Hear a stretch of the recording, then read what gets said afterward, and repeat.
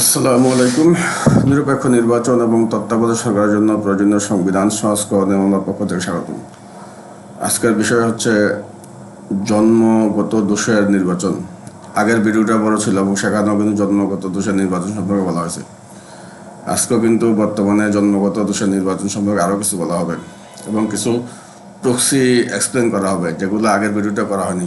এই ভিডিওটা খুব বেশি লম্বা হবে না, মাঝামাঝি লম্বা হবে, তো মনোযোগ দিয়ে বিষয়টা শুনুন যে ভারত বাংলাদেশে কীভাবে রাজনীতি করে এবং ভারত কীভাবে কালোকে সাদা করে এবং সাদাকে কালো করতেছে। তাদের কালো আমাদের দেশে সাদা করতেছে এবং আমাদের সাদা তাদের নিয়ে যাচ্ছে ওখানে কালো বলে এবং দোষ দিচ্ছে আমাদের। 5ই আগস্ট হাসিনা পতনের ষড়যন্ত্রের দিনে যে তাজিয়া মিছিল আমরা দেখছি, যে 3টা লাশ নিয়ে তাজিয়া মিছিল চলতেছে ঢাকা ইউনিভার্সিটির ভিতরে। যারা তাজিয়া মিছিল করতেছে একটাও ছাত্র না, সবগুলো বহিরাগত, এবং যারা মারা গেছে সবগুলো ছাত্র। মাথার মধ্যে লাল পট্টি বেঁধে দিয়েছে যে ওরাও বাংলা পক্ষের আমাদের সঙ্গী। ওদের চেহারা দেখলে তো ছাত্রদের চেহারা অছাত্র চেহারা মিলে না। যারা মারা গেছে তারা ছাত্র, যারা বহন করতে তারা অছাত্র। কুকি চীনের বংশধর মোদি হাসিনা ভারতের ভূরাজ ষড়যন্ত্র কুত্তাঘাতের সমতার যে বাংলা বগরের কুকুর এগুলা যেগুলো লাশ বহন করছে। এখন 3টা লাশের যে কথা বললাম, এই 3টা লাশ দিয়ে বোঝাইছে যে বাংলাদেশে হাসিনা পতনের পরে 3 মাসের মধ্যে নির্বাচন, এবং 3 মাসের মধ্যে নির্বাচন একটা আমি জানতাম। তখনও কিন্তু বিএনপি সমাবেশ ছিল, জামাত সমাবেশ ছিল, ওরা 3 মাসের মধ্যে নির্বাচনের কথা বলছে। এবং 3 মাসের মধ্যে নির্বাচন হলে কিন্তু বাংলাদেশের পতন হইতো, এবং পলিটিক্যাল লিডাররা কিন্তু সমতা ছিল, এবং এবং যে যারা মানে দেশের হত্যাকর্তা যারা বড় লোক যারা এরাও কিন্তু সমতা ছিল। দেশে এটা সম্পূর্ণ দেশের জনগণের বিরুদ্ধে যাইতো। এবং 3 মাসের মধ্যে নির্বাচন হলে গোড়াঘাটে সামরিক করিডোর হইতো এবং বিমানঘাটি হইতো, এবং বাংলাদেশে কিন্তু কিছু উন্নয়ন প্রকল্প আছে যেগুলো দিয়ে সামরিক পরিবহন চলতে পারতো। এগুলো জানি না আমরা, যে অনেক দুইটা উন্নয়ন প্রকল্প আমি জানি। চট্টগ্রাম থেকে ঢাকাতে একটা দিয়ে ট্রেন সার্ভিস, আর একটা হচ্ছে মালামাল পরিবহনের জন্য ট্রেন সার্ভিস, এবং 2টা প্রকল্প করা হয়েছে কুকি চীনের আসার জন্য। কুকি চীন হচ্ছে ভারতের সেনাবাহিনীর প্রক্সি। কুকি চীনের জন্য প্রজেক্ট করা হচ্ছে, এটা ভারতের সেনাবাহিনীর জন্য প্রয়োগ করা। শুধু চট্টগ্রাম দিয়ে কিন্তু বাংলাদেশের সেনাবাহিনী প্রবেশ করতে পারতো। আর গোড়াঘাটে সামরিক করিডোর হয়ে গেলে তখন কিন্তু হাসিনা এসে তড়িঘড়ি করে কিন্তু সামরিক করিডোর দিত, এবং নির্বাচন হলে হাসিনা পাশ করতো। এখন যেহেতু দেখা যাচ্ছে হাসিনার ফাঁসি হয়, হাসিনা জেল হয়, এটা অবস্থার পরিবর্তন হয়েছে। এবং আমি কিন্তু একমাত্র ব্যক্তি যে আমার প্রফেশনাল বিরুদ্ধে কিন্তু মামলা এবং ব্যক্তিগত জীবনের বিরুদ্ধে মামলা, এবং আমি কিন্তু এখন ভালো অবস্থান আছি। তখন কিন্তু আমার অবস্থান ভালো ছিল। 3 মাসের মধ্যে কিন্তু আমি ঘায়াল হয়ে গেছিলাম, এবং আমার ফেসবুক কিন্তু তখন ছিল গোপন ছিল, ফেসবুকও প্রকাশ করতে পারিনি। এবং তারা কিন্তু জাতিসংঘ থেকে বিভিন্ন দেশে, তারা আমেরিকাতে বিভিন্ন দেশে, তারা কিন্তু পুরো দেশে কিন্তু বিপ্লব ছড়াই দিচ্ছে, এবং তারা কিন্তু 3 মাসের মধ্যে নির্বাচন করে ফেলতে পারলে বাংলাদেশের নিশ্চিত পতন হয়। এবং ওই তাজিয়া মিছিল কি, তাজিয়া মিছিল কিন্তু পানির সঙ্গে সম্পর্কিত। নিশ্চয়ই বুঝতে পারছেন, পানি বাংলাদেশের নদ নদীগুলা তো সব বেশিরভাগই গঙ্গার শাখা নদী, গঙ্গা এবং ব্রহ্মপুত্রের শাখা নদী। এবং তাজিয়া মিছিলের মাধ্যমে যে এই যে বাংলাদেশকে পানি দেবে না ভারত, এই যে ফারাক্কাতে ভাত দেওয়া, বাংলাদেশের জন্মগত সমস্যা যেটা 16 ডিসেম্বর বিজয় দিবস ছিনিয়ে নেওয়ার পরে তারপর যে তারা যে এই যে একটার পর একটা অপকর্ম করতেছে, বেরুবাড়ি তারপর আঙ্গুরপুতার দহগ্রাম যে তারা দখল নিয়ে তো বাংলাদেশে কিছু দিল না। এবং বেরুবাড়ি থেকে তো ভারত আওয়ামী লীগের দালালি চলে, এবং বর্তমানে ওখানে কুত্তাঘাতের সমত আছে, বিএনপি জামাত হেফাজত আছে, বিধায়ী ষড়যন্ত্র আছে। এবং যে আঙ্গুরপুতার দহগ্রামে তো আমরা জানি ভারতের সেনাবাহিনী আছে, ওখানেও কুত্তাঘাতের সমতা আছে। এবং মনে করে যে বেরুবাড়ি থেকে রাজনীতি হলে, এবং আঙ্গুরপোতা যে স্থল সীমান্ত চুক্তি যেটা 2টা মিলে তো স্থল সীমান্ত চুক্তি, মুজিববিন্দির স্থল সীমান্ত চুক্তি, ওই মুজিববিন্দির স্থল সীমান্ত চুক্তি অনুযায়ী বাংলাদেশে কিন্তু ভারতের সামরিক অভ্যুত্থান হতো 3 মাসের মধ্যে নির্বাচন হলে, আমার ঘোড়াঘাটে সামরিক করিডোর হয়ে গেলে। এখন আল্লাহ পাক মাফ করছেন যে এটা কঠিন পরিস্থিতি, কিন্তু আল্লাহ পাক অবস্থার পরিবর্তন করছেন। এখন যেহেতু নির্বাচনের কথা শোনা যায়, আমি কিন্তু পত্রবিধে পড়ি না, পত্রিকা না পড়ে আমি আজকে ভিডিও করতেছি। পত্রিকায় কী লিখতেছে আমি নিজেও বলতে পারতেছি না। আগের ভিডিওটা পত্রিকা থেকে থাম্বনেল করছিলাম, এবার আমি পত্রিকা আমি দেখি নেই। এগুলো লাগে, বোরিং লাগে যে এত নোংরা ভাষায় কথাবার্তা লিখতেছে পত্রিকাগুলা, কিছুই মিলে না। কতদিন যাবৎ বলতেছে নির্বাচন করতে পারে না, এবং তারা কোনোদিন করতে পারে না। এখন যে 3টা লাশের তো প্রক্সি বললাম যে 3 মাসের মধ্যে নির্বাচন, এবং যে তাজিয়া মিছিলের কথা বললাম যে বাণিজ্য চুক্তির সাথে সম্পর্কিত, এবং সবচেয়ে ভয়ানক হচ্ছে গিয়া যে এই যে বেরুবাড়ি এবং আঙ্গুরপোতা দহগ্রাম ছিটমহল স্থল সীমান্ত চুক্তির সাথে কিন্তু ফারাক্কাবাদের সম্পর্ক ছিল, এবং ফারাক্কাবাদের নিয়ন্ত্রণ ভারত ছিল। জিয়াউর রহমানের আমলে কিছুটা চাপের কারণে ফারাক্কাবাদের পানি তারা ছাড়ছে, এর সাথে আমরা কিন্তু পানির প্রবাহ তারা কমাই দিচ্ছে এবং কিন্তু তার পরবর্তীতে পানি তারা দেয় নাই। এবং হাসিনার আমলে যে তারা পানি চুক্তি করলো, এবং পানি চুক্তি কিন্তু হাস্যকর পানি চুক্তি, যে ভারত হাসিনাকে ডেকে নিয়ে 30 বছরের জন্য পানি চুক্তি দিয়ে দিল। এটা কেমন দেখা যায়? ভারত এতই ভালো, হাসিনাকে ডেকে নিয়ে 30 বছরের জন্য পানি চুক্তি তারা দিয়ে দিল।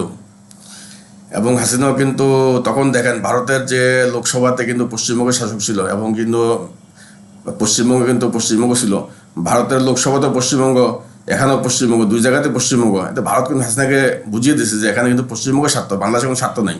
এবং হাসিনা জেনেই কিন্তু পশ্চিমবঙ্গের স্বার্থ অগ্রাধিকার তিনি পানি চুক্তি করছেন।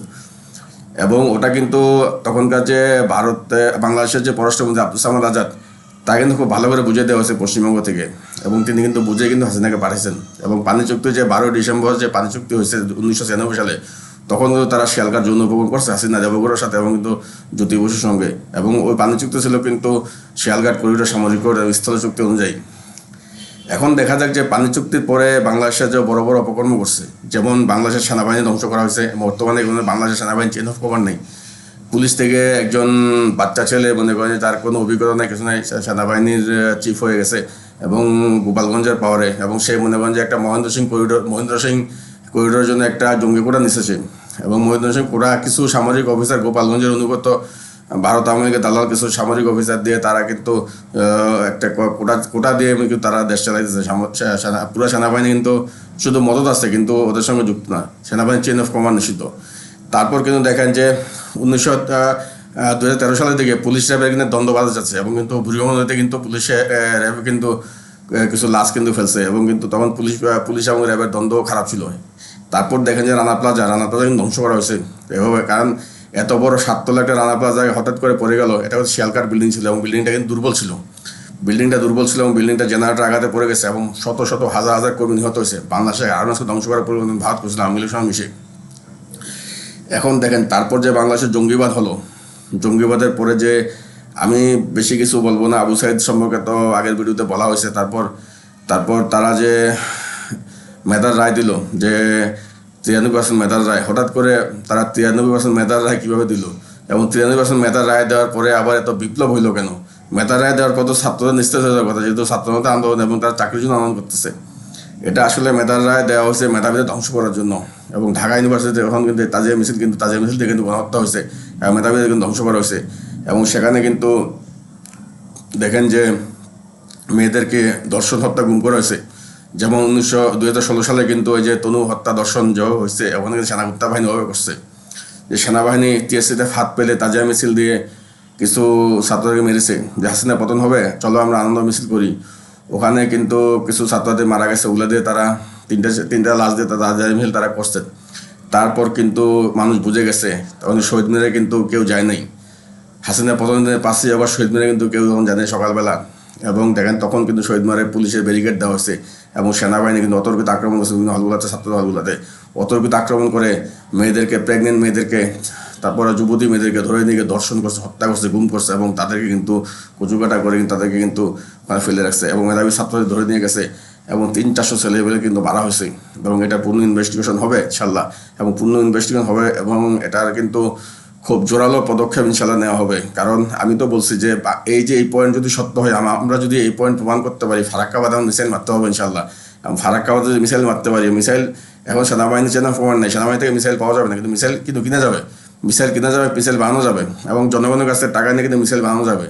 এবং ফারাক্কাবাদে কিন্তু মিসাইল মারা যুক্তি আন্তর্জাতিক আদালত এবং বাংলাদেশের দেশের আদালত প্রমাণ করা যাবে।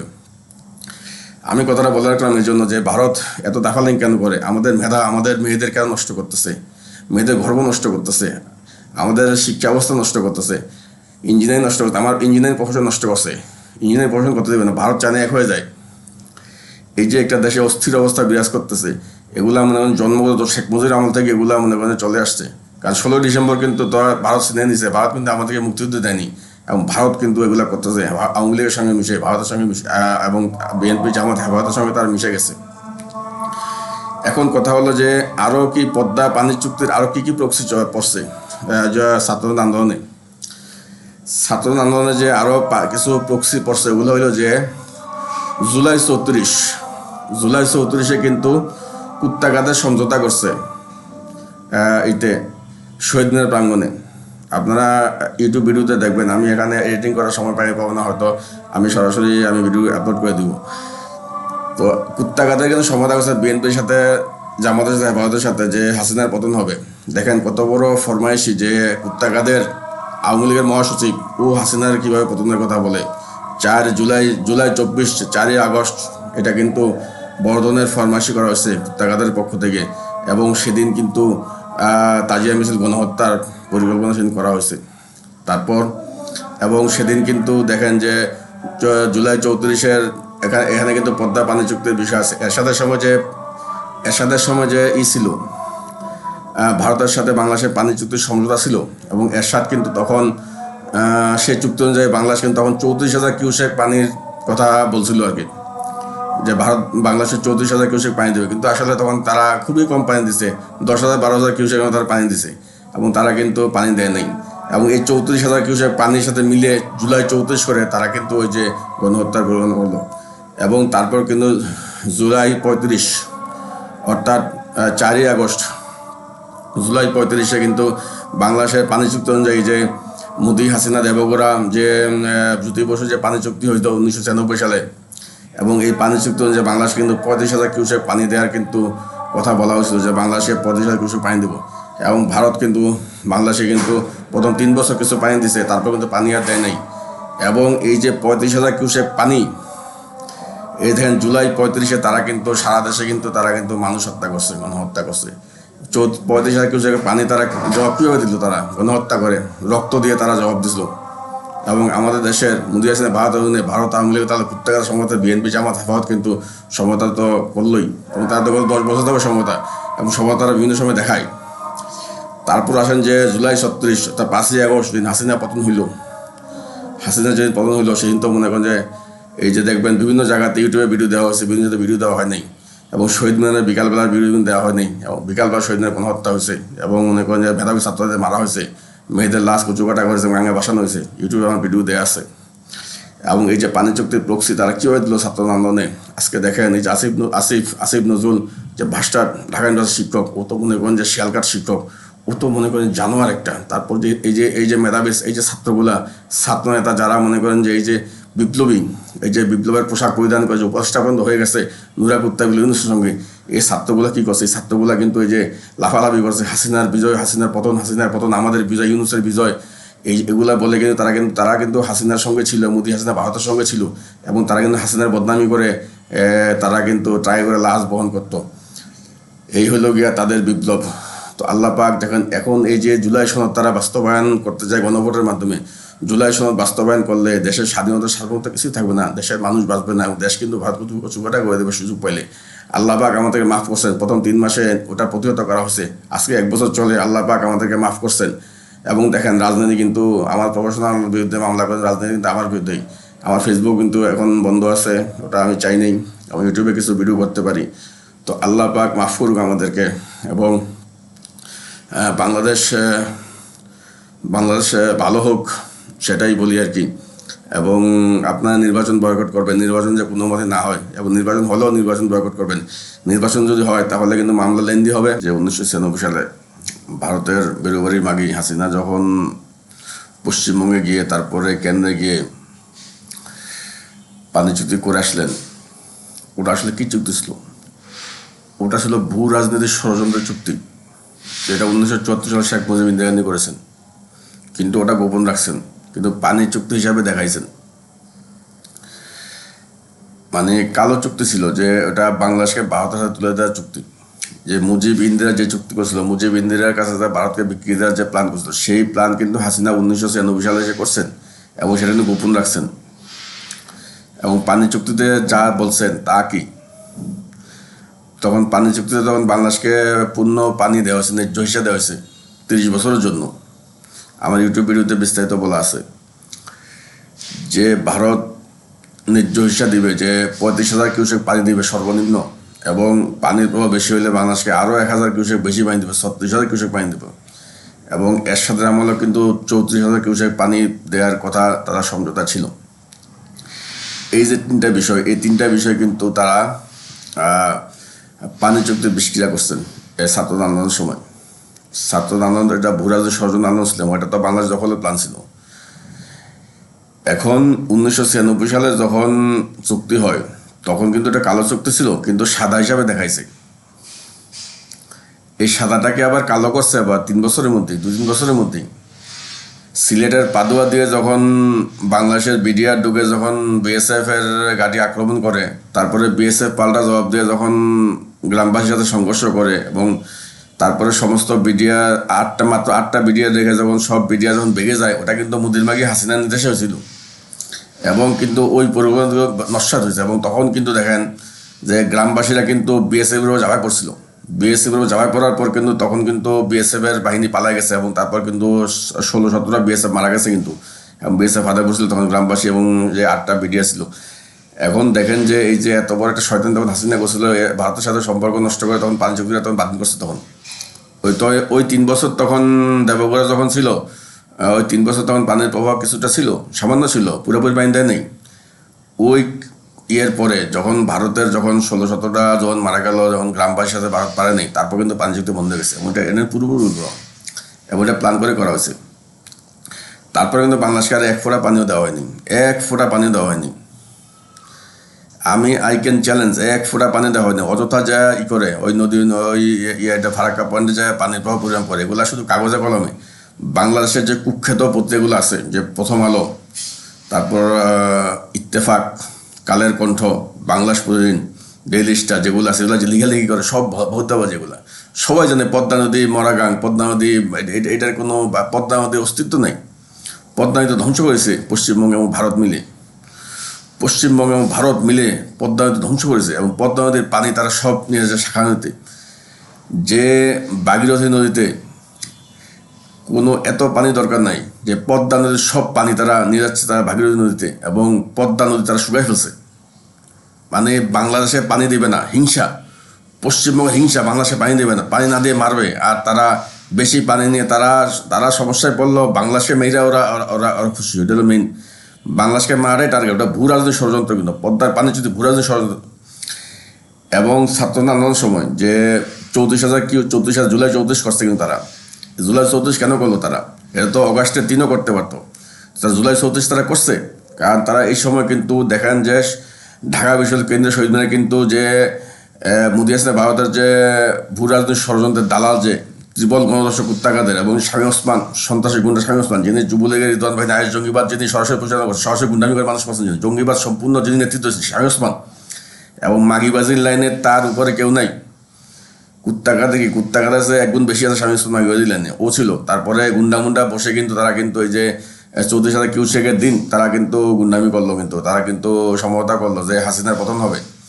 হাসিনার পতনের পর মানে তারা কিন্তু গণহত্যার ফাঁদ পাচ্ছে।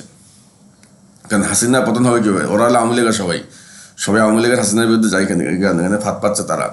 এবং ওইটা ছিল গণহত্যার পরিকল্পনা, এবং 34,000 কিউসেক পানির ইতে।